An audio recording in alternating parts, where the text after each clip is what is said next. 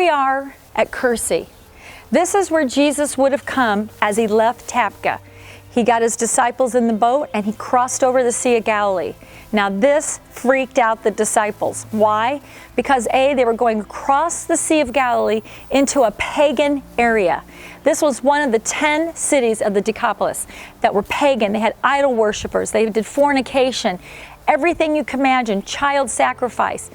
This is the area where they had given up on God, worshiping God. This is the area where they sold and bought pigs. Why pigs? Because they would sacrifice them up until Dan. Pigs are unclean to the Jewish people. Jewish people wouldn't have anything to do with this side of the lake. But Jesus came here. Jesus had a mission to come here. When Jesus got off the boat, a man who was filled with demons saw Jesus and ran to him. He had been bound in chains for years. Finally, the chains wouldn't even hold him anymore. The people in this town tried holding him. It wouldn't work. He was naked. He laid himself down at Jesus' feet and said, "Why are you here, Lord? Why are you here?" And he said, Jesus came and said, "Who are you? What is your name?" And he says, "I am Legion." Now that right there should scare you, because when someone says they're Legion, that means there's many. He had many demons in him. Can you imagine the torment this man had his whole life? So Jesus said, "Legion."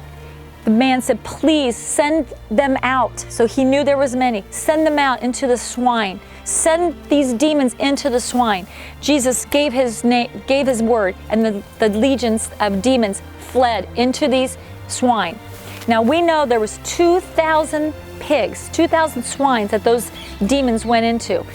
So was there 2,000 legions of demons? I think so, because the legion also in the Roman army is around 2,000. The pigs filled with demons fled over this cliff over here and into the lake, and they all died. They all drowned. The man, being free of all this bondage his whole life that he's been in, the next thing you know, he's clothed. And he's asking Jesus, "Can I go with you? Can I go with you?" And Jesus said, "No, I want you to stay here amongst your family and friends, and I want you to tell people what I've done for you."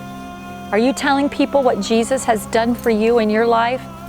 You know, we're all in bondage of something. I can't even imagine the torment that this man had all those years. His father, the grieving.